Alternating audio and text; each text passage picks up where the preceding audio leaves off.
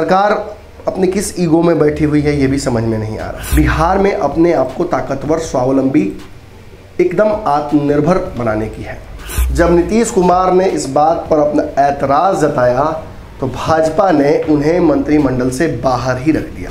आज से भी वो पलट गए। जिस तरह से उन्होंने पलटी मारी थी कि वो मिट्टी में मिल जाएंगे अब, लेकिन भाजपा के साथ नहीं जाएंगे कि लोजपा जदयू से बड़ी पार्टी है सांकेतिक तौर पर। जिस नीतीश कुमार को भाजपा उखाड़ना चाहती थी नहीं उखाड़ पाए। उस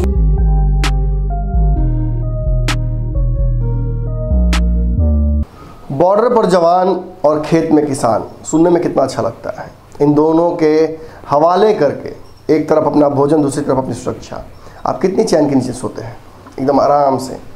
इसी चैन की नींद में आज क्रिसमस है, सेंटा आएंगे, हो सकता है गिफ्ट दे दें, लेकिन वो किसान जो अब बॉर्डर पे हैं, समझने का प्रयास कीजिएगा, उनको कौन सेंटा आएगा। उनकी उम्मीद है कि उनकी मांगों को सरकार पूरा कर देगी।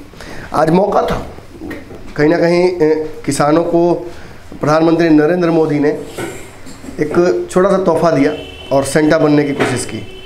लेकिन उन किसानों का क्या जो बॉर्डर पर इंतज़ार कर रहे हैं। सिंधु बॉर्डर पर लगातार एक ऐसा आंदोलन हो रहा है जिस आंदोलन की रूपरेखा ही समझ में नहीं आ रही है। किसान जो मांग कर रहे हैं उसे माना जा सकता है। सरकार अपने किस ईगो में बैठी हुई है ये भी समझ में नहीं आ रहा है। आखिर किसानों को लेकर इस तरह का स्टैंड एक सरकार का कैसे हो सकता है, ख़ास तौर पे उस देश में जिस देश में किसानी पर ही आधारित है पूरी की पूरी अर्थव्यवस्था। शायद इसी कारण से जितने दिनों से भाजपा सत्ता में है केंद्र में, किसानों की स्थिति तो खराब हुई ही है, साथ ही साथ अर्थव्यवस्था भी गिरती जा रही है। नमस्कार, स्वागत है आपका भारत लाइव में। ये है पंचनामा। अकेले हूँ तो आपको पता ही है कि खबर कुछ बड़ी होगी। जहाँ मैंने किसानों की बात की वहीं इस मुद्दे पर अब जदयू भी मुखर होकर सामने आ गई है और जदयू भाजपा से अलग होने के लिए तैयार है। इस मुद्दे पर सीधी बात है, भाजपा अकेली हो जाएगी। लेकिन बिहार में भाजपा और जदयू के बीच जो रिश्ते हैं ये अब नए मोड़ पे आ गए हैं। सरकार बनी थी उस वक्त ये बात स्पष्ट सामने आई थी कि नीतीश कुमार को मुख्यमंत्री भाजपा अपनी इच्छा से ही बना सकती है, क्योंकि जिस तरह की सीटें लेकर आए हैं नीतीश कुमार उस तरह की सीटों में वो मुख्यमंत्री का दावा तो नहीं करेंगे। लेकिन भाजपा ने अब लॉन्ग टर्म प्लान भाजपा का क्या है ये तो नहीं पता, ये धीरे धीरे आप समझ सकते हैं इशारों से। लेकिन वर्तमान में भाजपा ने नीतीश कुमार को सम्मान सहित कुर्सी दी। लेकिन एक महीने के अंदर में ये बात स्पष्ट हो गई कि नीतीश कुमार को सम्मान देना या नीतीश कुमार के साथ 5 साल चलना भाजपा की रणनीति नहीं है। भाजपा की रणनीति बिहार में अपने आप को ताकतवर, स्वावलंबी, एकदम आत्मनिर्भर बनाने की है। और इस कड़ी में भाजपा ने एक बड़ा मील का पत्थर रख दिया है। आज की खबर आपको पता चली हुई होगी, मैंने ही बताई थी। 6 विधायक अरुणाचल प्रदेश में उठकर भाजपा में चले गए। अब रातों रात ये अपनी मर्जी से तो उठ के गए नहीं होंगे। हालांकि 3 विधायकों के ऊपर पार्टी ने पहले भी कार्रवाई कर रखी थी। विधायक दल के नेता नहीं गए हैं, 7 विधायक थे वहाँ पर, 6 विधायक मगर सेंधमारी सीधे तौर पर भाजपा ने कर दी है। जदयू कायदे से कुछ बोल नहीं सकती है इस मुद्दे पर। अगर बोलेगी भी तो नीतीश कुमार की जो हंसी थी वो काफ़ी थी समझने के लिए, क्योंकि टेक्निकली जिस भाषा का प्रयोग जदयू के कार्यकर्ताओं ने और जब प्रवक्ताओं ने किया था कि बिहार के बाहर उनका गठबंधन नहीं है, उसी टेक्निकलिटी का फ़ायदा उठाते हुए भाजपा ने जदयू को एक ज़बरदस्त झटका दे दिया। ऐसा झटका दिया कि अस्तित्व ही खत्म हो गया अरुणाचल प्रदेश में जदयू का। लेकिन मैं आपको एक बात स्पष्ट बता दूं, ये ना तो पहला झटका है और ना ही आखिरी झटका है जदयू को भाजपा की तरफ से। ऐसे कई गिफ्ट्स मिलने वाले हैं आने वाले समय में, और मिले भी पीछे तो। अगर आप 2019 के चुनाव को ध्यान से देखते हैं तो आपको याद होगा कि बिहार में बराबरी की सीट्स दी गई थी। भाजपा जदयू के समक्ष झुक गई थी बिहार में, क्योंकि जदयू ने जो डिमांड की थी सीटों की वो बराबरी की थी। भाजपा ने बराबरी का ये धर्म निभाया, लेकिन उसमें भी सेटिंग कर दी थी। नीतीश कुमार 16 सीटें जीतकर बिहार से गए और बिहार में 17 सीटें भाजपा जीती।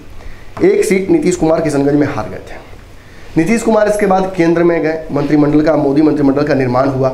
वहाँ नीतीश कुमार को सबके सामने अपने कुछ लोगों का नाम देना था। अमित शाह ने नीतीश कुमार को बाईपास करके उनके लोगों को सीधा फ़ोन किया और उन्हें मंत्री पद के शपथ लेने के लिए उन्हें वेलकम कर दिया।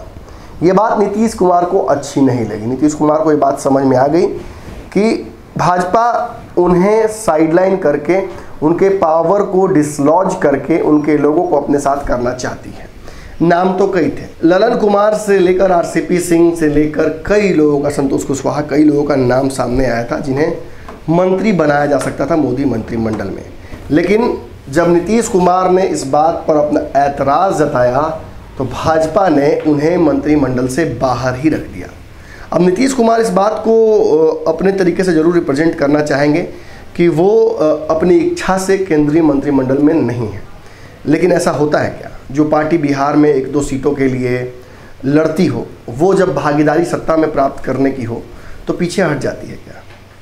इस तरह से नीतीश कुमार तो राजनीति नहीं करते हैं, क्योंकि इस बार भी नीतीश कुमार के पास नैतिक हाई ग्राउंड था कि वो मुख्यमंत्री ना बने। बाद में ये बातें खबर सामने आई थी कि वो अपनी इच्छा से मुख्यमंत्री नहीं बनना चाहते थे, लेकिन इस बात से भी वो पलट गए। जिस तरह से उन्होंने पलटी मारी थी कि वो मिट्टी में मिल जाएंगे अब लेकिन भाजपा के साथ नहीं जाएंगे, जिस तरह से उन्होंने पलटी मारी थी कि ये उनका आखिरी चुनाव है, और कई बातें, लेकिन छोड़िए इन सब बातों में क्या पढ़ना।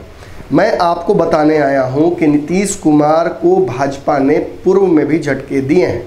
ये झटका नंबर 1 था 2019 में नीतीश कुमार को मंत्रिमंडल का हिस्सा नहीं बनाया गया केंद्रीय, जिसकी वजह से मैं कहता हूँ कि लोजपा जदयू से बड़ी पार्टी है सांकेतिक तौर पर, और ये बुरा लगता है कई लोगों को। खैर छोड़िए इस मुद्दे को, अगले मुद्दे पर आते हैं। 2020 का चुनाव याद है आपको? अभी कुछ दिनों पहले तो हुआ था। इस चुनाव में आपको याद है जदयू की स्थिति क्या हुई थी? 28 सीटों का नुकसान हुआ था। ये क्यों हुआ था आपको पता है? जदयू इसके लिए लेकर कई मंथन कर सकती है, लेकिन मैं आपको स्पष्ट तौर पे बिना लाग लपेट के, बिना हिचके हुए ये बोल सकता हूँ कि चिराग पासवान की वजह से जदयू को ज़बरदस्त नुकसान हुआ था। एनडीए का हिस्सा अभी भी चिराग पासवान है। चिराग पासवान को लेकर भाजपा ने कोई अंतिम फैसला नहीं लिया है। यहाँ तक कि अंदर खाने में तो ये खबर है कि चिराग पासवान को लेकर भाजपा सॉफ्ट है। चुनाव के दौरान चिराग पासवान ने नीतीश कुमार के खिलाफ बगावत कर दी। उन्होंने नीतीश कुमार के खिलाफ अपने कैंडिडेट्स उतारने की घोषणा कर दी। 135 सीटों पर उन्होंने अपने कैंडिडेट भी उतारे, भाजपा की 2 सीटों पर भी उतारे, लेकिन नीतीश कुमार को डैमेज करना उनका मुख्य उद्देश्य था। चुनाव बाद जब उन्हें बहुत सीटें नहीं, बहुत क्या, कुछ सीटें नहीं आई, उसके बाद भी चिराग पासवान खुश नजर आ रहे थे, उनके चेहरे पर सिकन नहीं थी। इसका एक मुख्य कारण था कि नीतीश कुमार को उन्होंने डैमेज कर दिया था। 28 सीटों के नुकसान के साथ नीतीश कुमार इस नैतिकता को खो चुके थे कि वो सीएम के पद पर अपना दावा कर सकें। अब इससे बड़ी राजनीतिक जीत क्या हो सकती है? जिस नीतीश कुमार को लालू प्रसाद यादव कई बार उखाड़ना चाहे नहीं उखाड़ पाए, जिस नीतीश कुमार को भाजपा उखाड़ना चाहती थी नहीं उखाड़ पाए, उस नीतीश कुमार को इतना कमज़ोर कर दिया चिराग पासवान ने एक ही चुनाव में कि आज उनके चेहरे पर असंतोष और थकान दिखती है। इसके बावजूद नीतीश कुमार को इस बात का श्रेय मिलना चाहिए कि वो सरकार चला रहे हैं और लगातार मीटिंग्स कर रहे हैं, अलग अलग चीज़ों को लेकर नियम कानून बना रहे हैं, उद्घाटन कर रहे हैं। ये इनकी राजनीतिक सूचिता का भी परिचय देता है। लेकिन बात राजनीतिक सूचिता की नहीं हो रही, बात हो रही है नीतीश कुमार के खिलाफ भाजपा की स्ट्रैटेजीज की। कब कब झटका दिया है, इस बात से तो इनकार नहीं किया जा सकता है कि चिराग पासवान बिना भाजपा के सहयोग और बिना भाजपा के जो कहा जा सकता है संरक्षण के, उन्होंने नीतीश कुमार को इतना डैमेज किया है। चुनाव के दौरान भी हमने आपको दिखाया था कि कैसे भाजपा कार्यकर्ता चिराग पासवान के लिए वोट मांग रहे थे और एग्रेसिवली मांग रहे थे और सुशील मोदी को बाहर करने की बात कर रहे थे। वो सारी चीज़ें हुई हैं, वो सारी चीज़ें हुई हैं जो भाजपा कार्यकर्ता कह रहे थे लाइव कैमरे पर हमारे समक्ष। अब इससे आपको क्या समझना चाहिए? इससे आपको ये समझना चाहिए कि भाजपा कोई पहली बार अरुणाचल प्रदेश में नीतीश कुमार को झटका नहीं दी है, उसने पहले से ही कई झटके दे रखे हैं। और जब मंत्रिमंडल का निर्माण हुआ तो नीतीश कुमार के एक महत्वपूर्ण विभाग, पंचायती विभाग जिसका चुनाव होने वाला है, उसे रेणु देवी को दे दिया गया। इतना ही नहीं, मौजूदा मंत्रिमंडल नीतीश जी के कैबिनेट में, जिस कैबिनेट के नेता नीतीश कुमार हैं, उसमें जो मंत्रिमंडल का स्वरूप है उसे देखिए। 4 जदयू के विधायक हैं और मंत्री हैं और 7 मंत्री भाजपा कोटे से हैं। अब इससे स्पष्ट मैं क्या समझा सकता हूं आपको, नीतीश कुमार के खिलाफ सिलसिलेवार तरीके से भाजपा अपनी स्ट्रैटेजीज लगाई हुई है और ये स्ट्रैटेजीज केवल बिहार में ही काम नहीं कर रहे हैं।